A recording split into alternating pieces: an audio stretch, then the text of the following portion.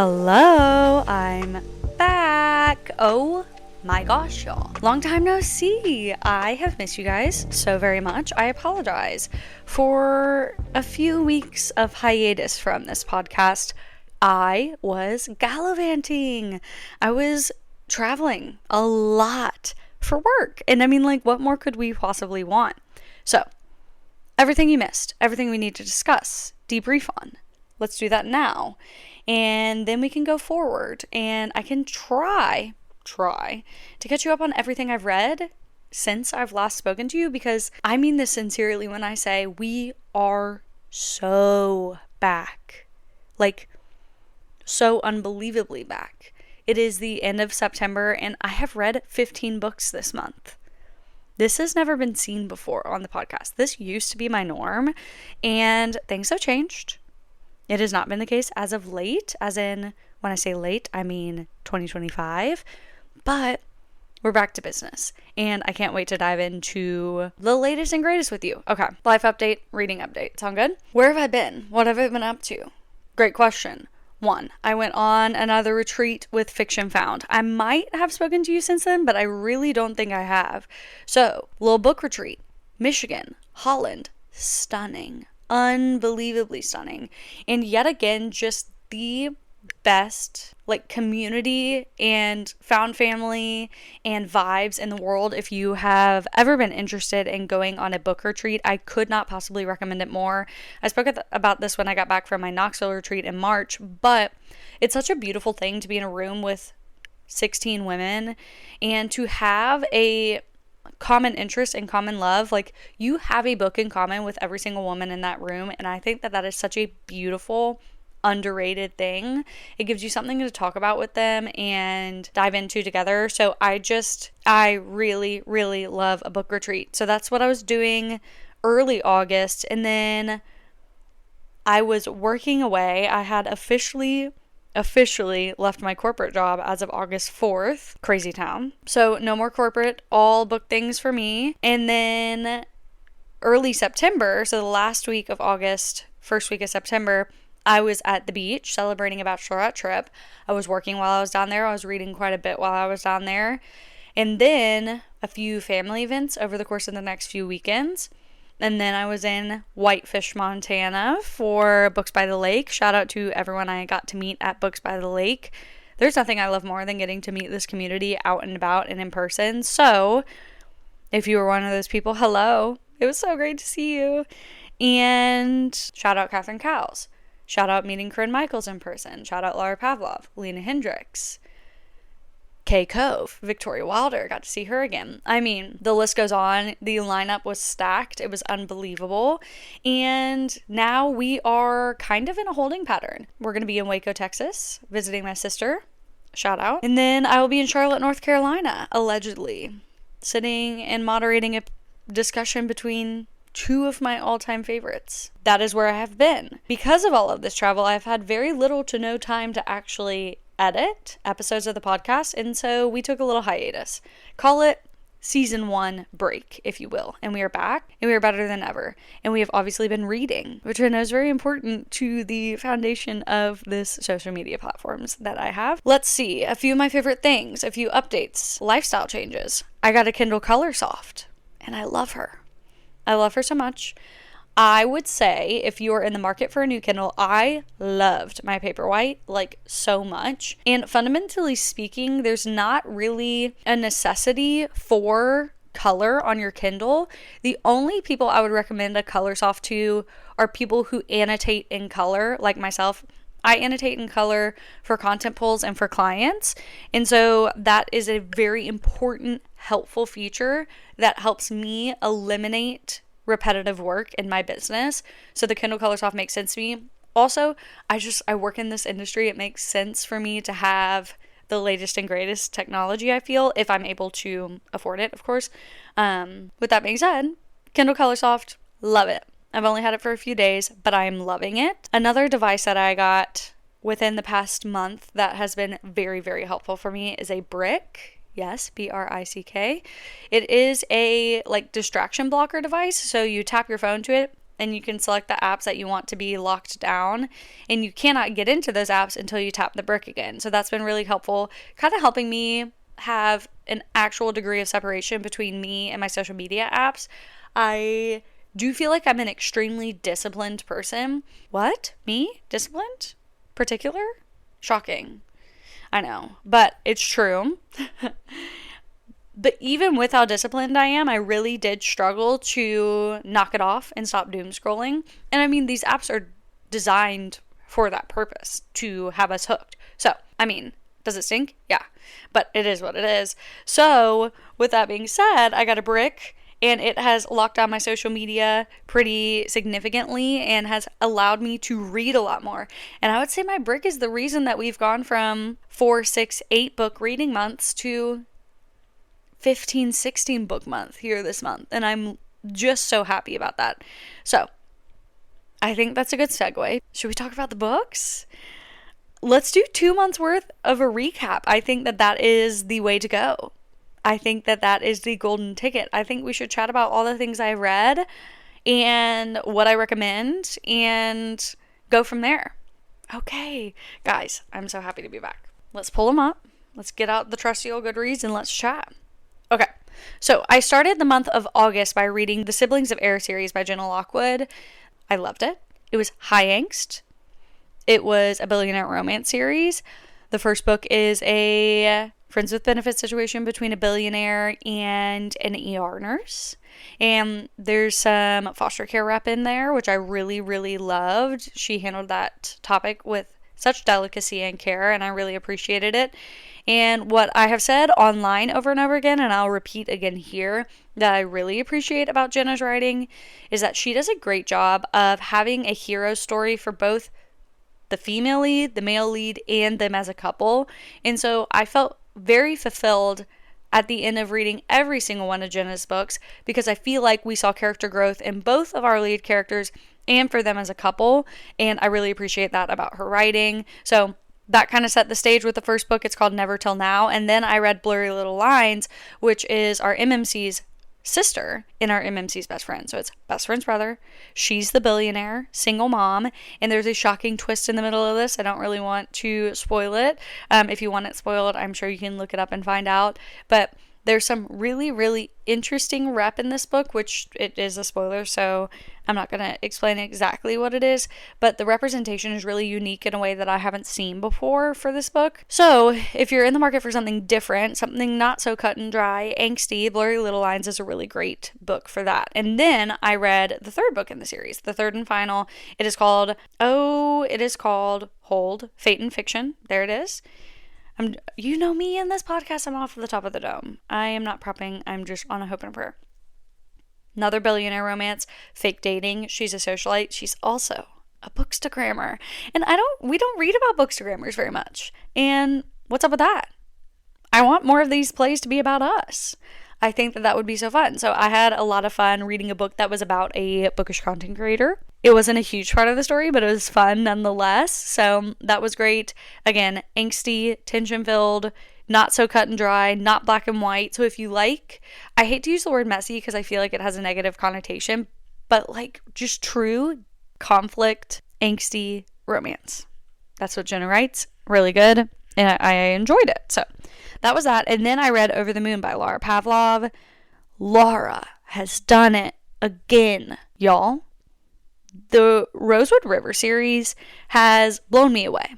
We're going to talk about the next book in this series, Crazy in Love, later on in this episode.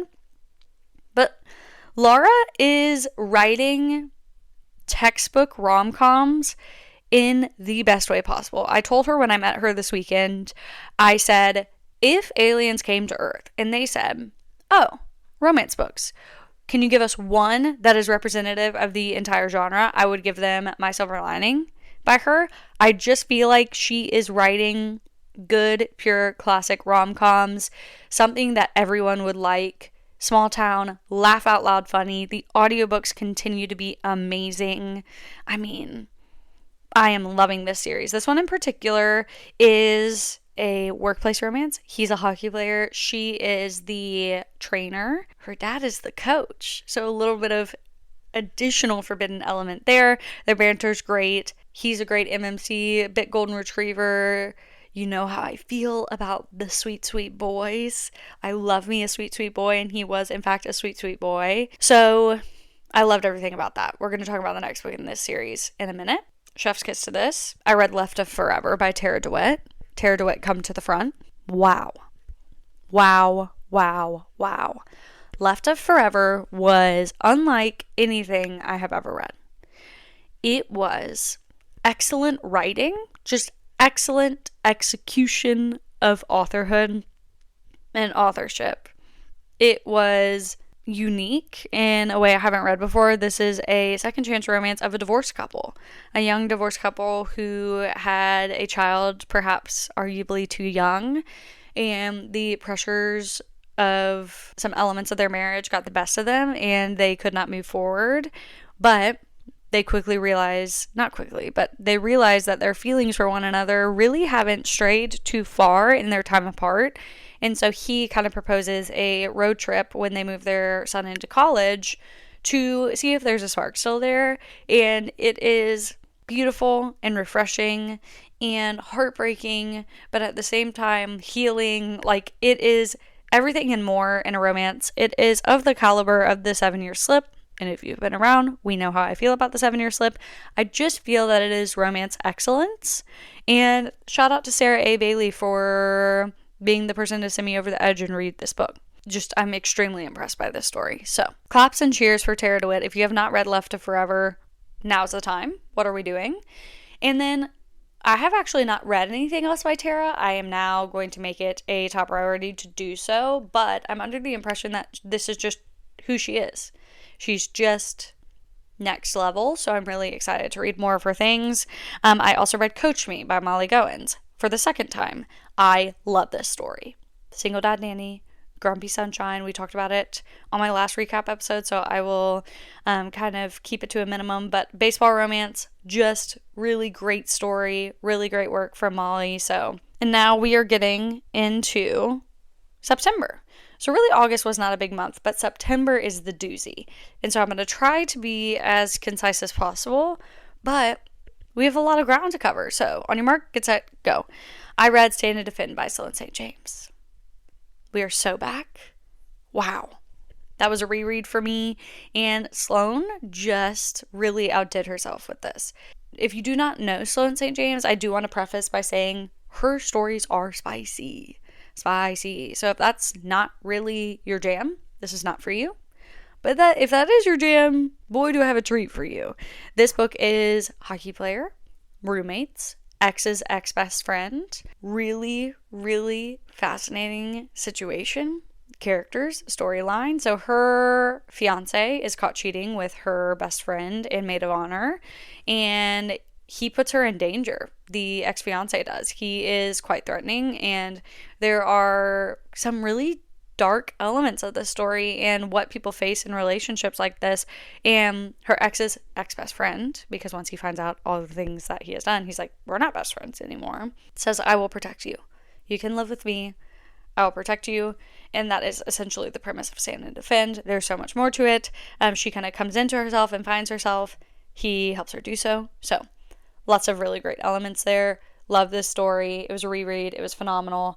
If you missed it, Sloane experienced a really devastating situation last month. Her and her husband were on Books and Booze cruise out in Alaska, where her husband experienced a cardiac arrest and was ultimately life-flighted to Anchorage, Alaska, where they stayed for weeks, hoping for a recovery for him. As of recording this podcast, he will be making his way home today. And it has been such a beautiful gift to be reminded of what this community can do when we come together for good.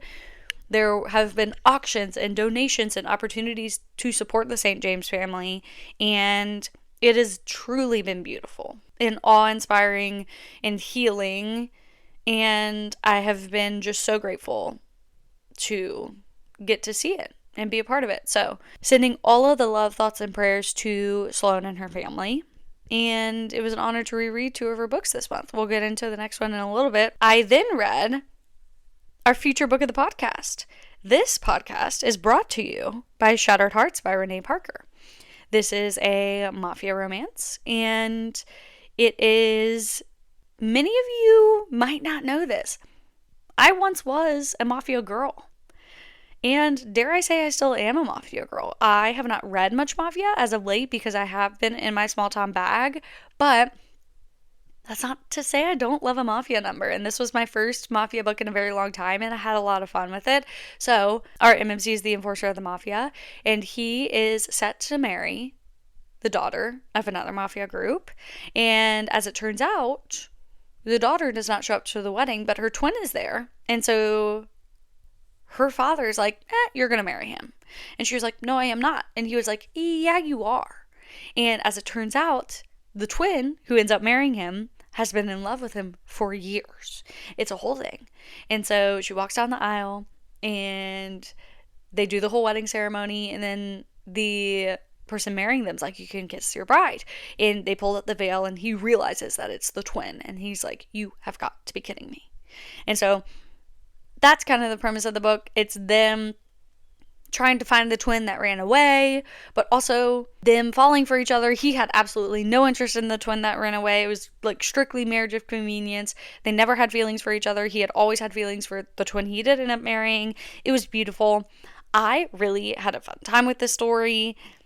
It's the first book in a series, and it ends on this, like, it's not a cliffhanger, I would say, because their story is complete and done, but there's obviously so much more to the overarching story of the mafia and where the twin went and who her love story might be with. So it's an ongoing story. I have yet to read the next one, but it was my first mafia book in a very long time, and I had a really fun time with it. And I was yet again jaw on the floor, shock and awe over just the mafia elements of it.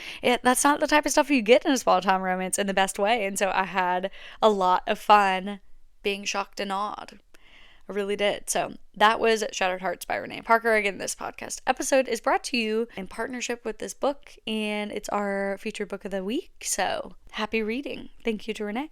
Next, I read Chasing the Sun by Lena Hendricks. I did an immersive read. Specifically, I kind of leaned heavier on audio on this one, and the audio was fantastic. It is performed in duet. We love a duet performance. And this is the perfect summer to fall transition read. I've said it over and over again, but it's true because it is a coastal Michigan town. However, this town is haunted by a ghost, which I feel like just gives fall vibes. And it's haunted by the ghost of a woman who was awaiting her lover, who is believed to be lost at sea. Kind of through the story, we realize that we're probably going to get more to the story of the ghost over the course of the series, which I'm really excited about. But this book in particular follows a grumpy innkeeper, MMC, who is ex-military, single dad. And he is interested in kind of expanding this inn and pursuing his dreams of having a farm-to-table restaurant. But to do this, he needs to buy the land of the farm next door. And the farm is owned by a widower, and he is kind of slowly aging too. And he has told our MMC, like, if you're interested in purchasing this land could be yours. However, our FMC comes to town, has these big ideas of revitalizing the farm for this widower and bringing life back to this small town and creating this tourist attraction for people to want to bring their families to. And the widower's like, you know what? My guy next door hasn't made an effort, really, so it seems. He's waited too long, so sure, go ahead, try to revitalize the farm. So there's this kind of rivalry element to it because he obviously wanted the farm and now she's revitalizing it and has kind of taken that opportunity from him. But yeah, the tension's great. The grumpy sunshine of it all is really fun. There's a lot of dynamic to the story. I felt very complete in reading it, which I think is really important nowadays. Is like, okay, I felt like we got a lot of ground covered. The pacing was really good in my opinion, and I really loved this one. A little first in series if you want to dive in somewhere this fall. After Chasing the Sun, I read Fight by Sloane St. James. Again, this is the first book in the Skyridge Hotshot series. This is a share world between 3 authors, but this follows a hotshot firefighter and an EMT who has actually escaped a religious cult and has moved to this small town, and it's kind of friends to lovers enemies to lovers. And that tension is really great. I've talked about this actually in the first time I read this book a few months ago. I had said that this is the perfect use case of a miscommunication trope because there was quite literally no other option, because he thought he found out something about her that was unfavorable. And technically he did, and technically he was right, but there was also like a huge element to this that he did not get that was very vital to kind of his forgiveness of the situation. And so at the same time, they didn't even know each other well. They were practically strangers. So why would he confront her about this thing that's technically true? I don't know. It was a whole thing, but I really, really feel like it was the best use case of a miscommunication trope. It happens earlier in the book, so that's not the third act of it all, which I really appreciated it. And it was not meaningless in any way, so lovely. Reread A Fight. Then I read, this is really hard for me to say this first word, I don't know why, but we're going to try on the first try. Here we go. Admittedly for Me. Yes, by Jenna Lockwood. So yes, after I did the Billionaire series by Jenna, I was like, well, let's go to the small town. And she brought her signature angst into the small town romance. It was really interesting. It was kind of second chance, but not. They had kind of spent the summer together. He helped her grieve the loss of her parents. And at the time, she was under the impression that he was dating one of her good friends, and he actually wasn't anymore. It was kind of like a high school relationship that ran its course. They agreed to break up, but didn't want to tell her they had broken up because she had had so much change in her life. So anyway, she had kind of fallen for him over that summer, and he'd actually kind of fallen for her too. But she thought that he was still dating the best friend. Hopefully you're with me. And if not, I apologize. So anyway, she leaves. She's been gone for years, but she's come back to the town for a month for her friend's wedding. The ex of this guy who's getting married to someone else. And he, all this time, has kind of been biding his time until she came back because she's always been the one. And he is like with that program. And he's just waiting for her to get with the program. So he's kind of been her rock in her, the moon to her tide, if you will. And she's just kind of had a tumultuous internal experience, I would say. And so the book and the angst of it all is her coming back to herself and ultimately in that coming back to him. It was beautiful. I really enjoyed it. First book in a series, small town, heavy angst, heavy tension. Again, not super clean cut, not black and white. And I loved the realness of that. So that was that. Then I read Mountain Time by Trevor and India Rice. This was so fun. Okay, so they're actually going to be on the podcast next week. So clap and cheer, get excited about that. But Trevor is an actual bull rider. And India is his wife, who's incredible. She grew up living ranch life. So she is very, very equipped to write this kind of story as well. But this is a bull rider romance. And it was so fun to get to chat with them. I don't want to get too much into it on this episode because we have a whole episode talking about it next week. But it's a bull rider romance. He falls in love with a girl who is hoping to take over her family's ranch one day. The story is not Trevor and India's love story, but it is just so fun because they're so knowledgeable on these topics. So can't wait to talk about that next week. That's going to be coming to us on the 7th of October is release day. So pumped about that. That's Mountain Time. Then I reread Silver Sanctuary by Tilly H. Colson. Romantic suspense, third book in a series. Single mom, Silver Fox MMC. The town hates her and blames her for the sins of her mother and is unwilling to forgive her, even though she's returned to town years later to hopefully make amends with this town. And it's so messy in the best way. He offers to enter into kind of an engagement of protection for her so that the town will respect her and take care of her a little bit more. And it was fascinating and really well done. Third book in the series. I think it's Tilly's best work to date until the fourth book comes out. I interviewed Tilly on the podcast last episode. So if you want to hear more about that book, that is where you can find all that information. Then I read Game On by Kai Stevens. It is a college football romance. She is a English FMC. He's a Southern MMC. So that was really fun. It's set in Nashville. It's called Whitland University. It's Ivy League, so that kind of leads me to think that there are some like Vanderbilt, potentially alleged connections there, which was really fun. As many of you know, I'm from Nashville, so I really enjoyed. I don't think I had ever read a book set here, so it was really, really fun to get to read a book from my hometown where I live and I've grown up. It's just, I don't know, there was something about it that was really special, but I really enjoyed this story. She's a cheerleader, he's a football player, and he actually has experience in cheer. And when her partner is injured and can't go to Daytona, he kind of steps in. I mean this with the utmost respect when I use this comparison, but it is, the books are not the same, the writing is not the same, but it is similar to the icebreaker of it all, where he steps in and helps her with the figure skating. Even though he's a hockey player, it was this football player stepping in and helping with the cheerleading. So there was that. Then I read Bad for Business by Kat Singleton. I'm going to try to move faster here. I'm sorry. That was a workplace, forced proximity, black cat, golden retriever, billionaire romance set in the Hamptons. Then I read the first 2 books in the Arrowwood Brothers series by Corinne Michaels. That was so fun. Corinne is just so great at what she does. She's been in the game and she just knows how to write a small town romance. And it was so fun to go back in her backlist and read these. The first book is A Second Chance. They had one night together and they've never forgotten each other. And it turns out that her daughter is in fact his. Yes. But she's with a horrible husband. And that is ultimately resolved. But they're kind of trying to navigate this parenthood together. Now that he's back in town, he's in the military, or he was in the military. He's just retired. And so that was really interesting. Fight for Me is the second book, a little accidental pregnancy, second chance romance. And the tension is crazy. Crazy. If you listen to Corinne's episodes, she kind of talks about, she just lets the story speak to her. And man, did this story speak to her, because it was wild in the best way. The plot line was wild, everything about it, but I loved it. Then I read Built by Design by Jenna Lockwood. This is, again, the second book in that small town romance series, and it is a workplace. She's the designer. He owns the construction company. They had an evening together weeks ago, didn't realize that they would be working together.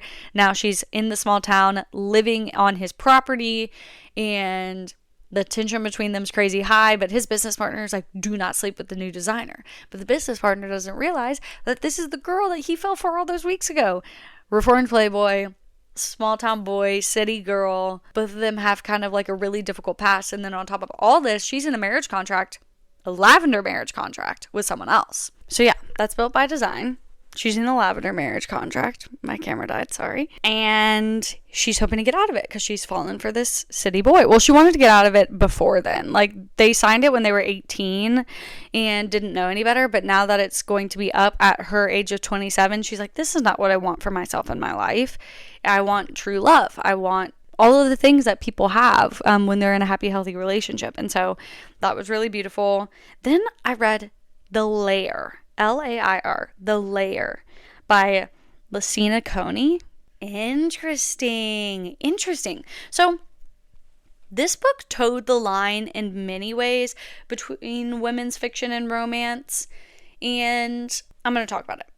I'll spend some time on this one. So this book follows an FMC, an adult FMC, but her parents were family vloggers, and it kind of unpacks the impacts of family vlogging on a child, especially a child that was no longer interested, especially in her teen years, in being filmed and her life being shared with the public. And she had actually been kidnapped in her young teen years because of her exposure on the internet, and her parents just didn't care. And so she's run away and escaped this and is slowly falling for her boss on the opposite side of the country, and she's trying to hide her identity so people don't know who she is and she can start over and live her own life, essentially. And it's first person single POV, so you only get her POV. And I think that was vital to this story, because I think the story that Lucina was trying to tell was the story of the family vlogger. Like, the romantic suspense was part of it, the romance was part of it, but I think the story that she was trying to tell had to be told from the FMC's perspective. And if it would have been a dual POV situation, we wouldn't have gotten to experience all of these family vlogger impact elements that I think she wanted to tie in. So go into this book knowing that it is a romance, and there are romance elements, and it is romantic suspense, and there are romantic suspense elements. But at the end of the day, what this book really is the story of the child of a family vlogger family and the impacts that had on her. So then I read The Badge by Lena Hendricks. Lena, what? This was so fascinating. So fascinating. Okay. FMC, police officer. MMC, former mafia enforcer in witness protection as a cowboy on a ranch in Montana. You heard me. Mafia cowboy romance. Oh my gosh. And it was done so well. So, Redemption Ranch is this ranch in Montana where both people in witness protection can go and work and not have to live out of a hotel in fear for their lives. It's a very rural location. And on the flip side, marshals live there. Like U.S. Marshals and people who protect people in witness protection live on this ranch as well. They kind of live in harmony in this community in an effort to protect one another and have a semblance of a normal life. And dang, was it fascinating. Like, wow. It was so interesting. So this police officer is sent actually to this ranch as kind of a test from her upper management at the police station so that she can eventually become an ATF agent. And she ends up falling for this mafia enforcer in witness protection. An unlikely pairing in the best way. It was fascinating. There was suspense elements. My heart was racing because obviously he's in witness protection and hiding from something, but also he saved her life. And the incident that he saved her life is what put him in witness protection. Anyway, it was crazy. Lena, you're wild. It was phenomenal. I loved this book. It's probably my favorite Lena Hendricks book, which is crazy, but I loved it because I've read 10 Lena books before this. So this is my 11th, and I think it's my favorite. So I love that. Rounding out the month, because I'm doing about a book a day, I'm planning on reading Cowboy Casual by Holly Renee and Come What May by Corinne Michaels. So that should round me out for the month. Oh, and Crazy in Love. I'm finishing that audiobook today. That's that Laura Pavlov number that I was saying I was going to come back to. I'm loving that Grumpy Sunshine billionaire romance. He has been accusing her for books and books and books that she writes this tea column in the newspaper that her family owns, and she proves to him, like, I'm not writing this. And he's mad because his family's being exposed in the column, etc. And she's like, I swear to you, I'm not writing this. So there's like kind of this enemies to lovers tension with that, where she's like, I swear I'm not doing this to your family, and he's insistent that he is, and when he's wrong, he kind of has to grovel and make that up for her. But also, he hates to say I'm sorry. He's not a man to apologize. And so I really liked that as well. With that being said, that's everything I've read in the past 2 months. We went really rapid fire. This podcast is probably not going to be heavily edited because I'm going to be honest with you guys. Part of the issue with this podcast is I was editing it pretty heavily and making it super snappy, but it was taking hours and hours and hours to edit, and that was hours and hours I didn't have. And I was like, you know what? I feel like y'all would just prefer to have a more raw, uncut podcast than none at all. Correct me if I'm wrong, but that's kind of the direction I'm going. So that's what I'm thinking. That's my hope for this podcast. Hopefully you all can get behind it with me. But I'm back and things are good. There's a Taylor Swift album releasing this week, so hopefully maybe we could do a little The Life of a Showgirl book recommendations episode here in the next few weeks. Trevor and India will be on next week, which will be super fun. But hopefully you're enjoying your books. Hopefully we're going into the cozy fall season ready to read. And yeah, I'll cut myself off here. But I will see you very soon, I promise. Thank you as always for spending your time with me, and I'll see you in the next one.